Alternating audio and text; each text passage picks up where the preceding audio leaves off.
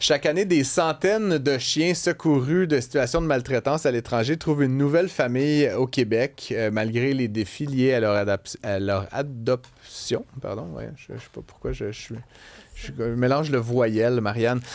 Malgré les défis liés à leur adoption, de plus en plus de Québécois choisissent d'offrir une seconde chance à ces animaux.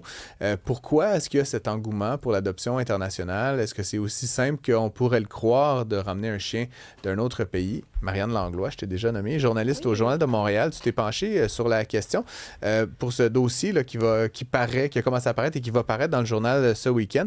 Vous avez rencontré plusieurs personnes qui ont adopté ces animaux et les nombreux défis. C'est quoi déjà les raisons qui ont poussé ces personnes-là là, à vouloir s'engager dans cette démarche-là?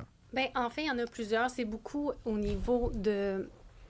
Il y a un désir d'aider des animaux, il y a un désir de sauver des animaux. C'est sûr qu'on a rencontré, j'ai parlé avec certaines personnes qui ils étaient en voyage, puis finalement, ils ont rencontré un chien en revenant du restaurant, puis ça a été comme un coup de cœur, puis c'était cet animal-là qu'on voulait sauver absolument. Donc, c'est vraiment, je pense que c'est un désir d'altruisme, puis un amour des animaux.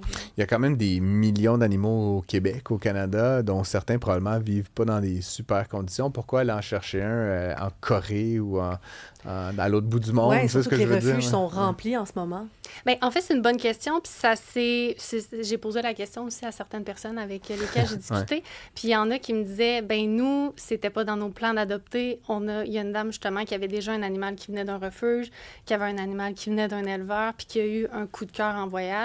Puis il y a aussi des périodes un petit peu plus mortes au Québec. Il y en a de moins en moins, mais des périodes où c'est un petit peu plus tranquille dans les refuges, puis que c'est possible, même pour les refuges au Québec, d'accueillir des animaux qui viennent de loin, là, comme c'est le cas à la SPCA qui a accueilli des chiens des États-Unis un petit peu plus tôt cette année. Puis tu disais donc ils sont tombés en amour, là, grosso modo, en voyage, en tout cas à l'étranger. C'est souvent ça le cas d'usage? C'est des gens, des Canadiens, des Québécois qui sont ailleurs puis qui rencontrent un animal errant, j'imagine, souvent.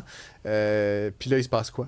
Bien, c'est en fait, au niveau des témoignages que j'ai, les gens, ils ont comme senti l'appel de cet animal-là. Ils se disaient, si je reviens demain puis que l'animal est là, je vais l'adopter, ça veut dire que c'est l'animal pour moi. Ouais. Et ce que certaines personnes m'ont mentionné, c'est que étonnamment, ça peut être plus simple qu'on le pense dans certains cas. C'est-à-dire qu'il y a des refuges locaux qui facilitent beaucoup cette adoption-là, qui donnent des trucs ou qui permettent aux propriétaires de laisser les animaux pendant un certain temps.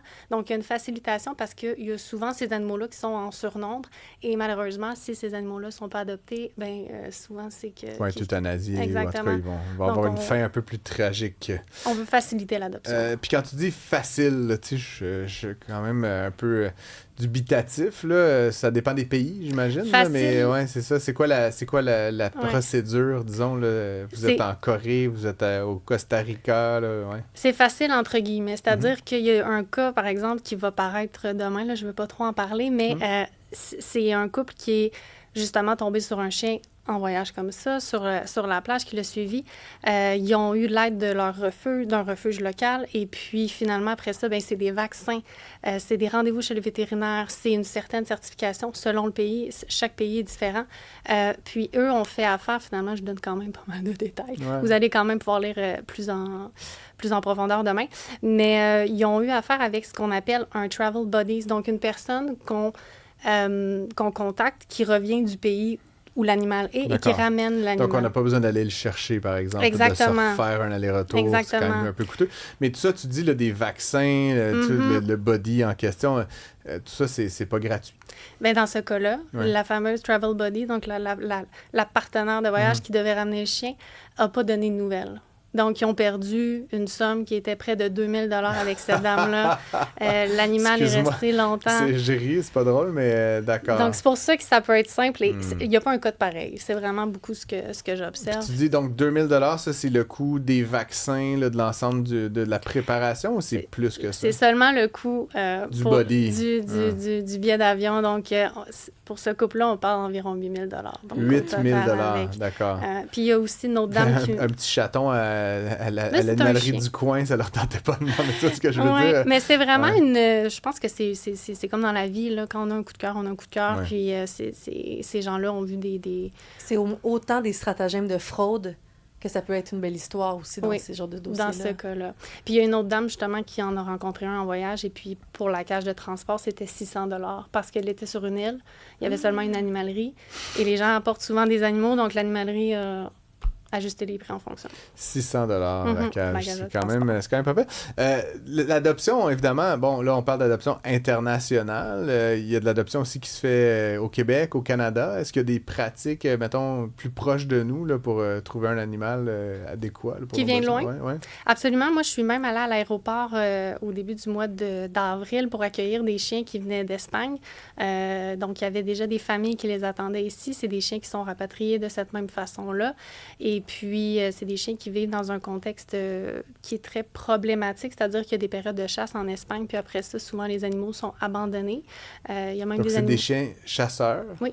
Qui servent pendant quelques semaines, peut-être. Puis après, c'est comme on n'en a plus besoin, puis on veut pas s'occuper de les nourrir et de les loger. Fait qu'ils sont abandonnés. Ils sont abandonnés, puis c'est des chiens de famille extraordinaires. Puis il y a des familles ici, comme on n'a pas beaucoup cette race-là, c'est des galgos, c'est des lévriers espagnols qui arrivent ici. Donc, j'ai accueilli...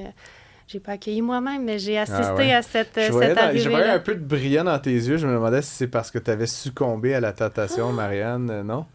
Bientôt. Florence, bientôt, tu t'en es acheté. La dernière fois, quand j'y étais, puis c'est vraiment des arrivées qui sont émouvantes. Les gens attendent des animaux, des nouvelles des animaux. Puis il y a un organisme du Québec là, qui est l'Arche de Brinoé qui s'occupe principalement de faire venir ces chiens-là. Puis il y a tout un espèce de processus. Le propriétaire choisit le harnais, choisit le collier. Puis l'animal, c'est vraiment... En tout cas, j'ai un amour des animaux, mais il y a vraiment une connexion qui est très belle qui se fait puis qu'on voit. C'est quelque chose de très touchant. Bon. Puis y a-tu, là on parlait des billets d'avion, la personne ne se présente pas, etc. Y a-tu comme un peu des gimmicks là, autour de tout ça? Y a-tu, j'imagine que c'est un milieu dans lequel on peut aussi se faire arnaquer. Là, oui, bien, on a eu un cas malheureusement, là, donc c'en est un parmi tant d'autres, mais il y a aussi... Y a-tu comme des usines à chiens? Là, j'imagine qu'il y a plein de gens qui doivent comme un peu exploiter. Là, je partage ton amour des chiens, mais je sens que des fois, on joue là-dessus, puis on fait... On exploite un peu la sensibilité de certains là, pour aller chercher des dollars qui sont parfois illégitimes. C'est certain qu'au Canada, on a une réglementation qui est très stricte. Depuis 2022, il y a plusieurs pays où on ne peut pas faire venir, plus d'une centaine de pays, où on ne peut pas faire venir des animaux de là dans une fin commerciale. Donc, c'est vraiment si, par exemple, moi, je vais au Liban puis je tombe en amour avec un chien là-bas, bien là, à ce moment-là, à mes fins personnelles, en remplissant tout ce qui est demandé, notamment de vaccination contre la rage, bien là, c'est un petit peu plus facile. Mais je trouve ça surprenant de voir que des gens achètent autant des animaux qui ne sont pas bébés. Parce qu'ici, souvent, dans les refuges, moi, pour avoir adopté un chat de refuge, puis d'être allée à de nombreuses reprises en visiter, aller donner de la nourriture et tout, c'est toujours les vieux chats, les vieux chiens qui sont là, malheureusement. Puis on comprend les Québécois qui veulent pas en adopter, même moi, parce que c'est souvent des animaux qui viennent avec plus de problèmes, qui vont devoir aller au vétérinaire avec des coûts plus faramineux. Fait que quand même, de voir qu'autant de gens prennent des animaux d'ailleurs, paient pour eux, même s'ils sont âgés, puis les ramènent ici. Je trouve ça surprenant. Mais c'est vraiment... il y en a des...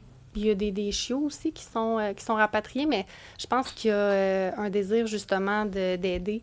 Et puis, en parlant des enjeux, c'est sûr qu'il y en a aussi... Je pense que les gens qui adoptent ces animaux-là, c'est des gens qui ont énormément de patience et d'amour parce que c'est souvent des chiens qui sont très anxieux. Oui, c'est ça, avec des problèmes. J'ai parlé avec des dames qui ont dû nourrir leur chien à la main pendant des semaines. Il faut vouloir. Puis à l'opposé, une autre dame qui a eu un chien qui avait des problèmes, qui est un petit peu plus possessif avec sa nourriture, donc avec les autres chiens. Des fois, il y a des experts en comportement canin aussi. Donc, c'est pas une décision à prendre à la légère, mais aucune des personnes avec lesquelles j'ai discuté regrettait ce choix-là. C'est vraiment une...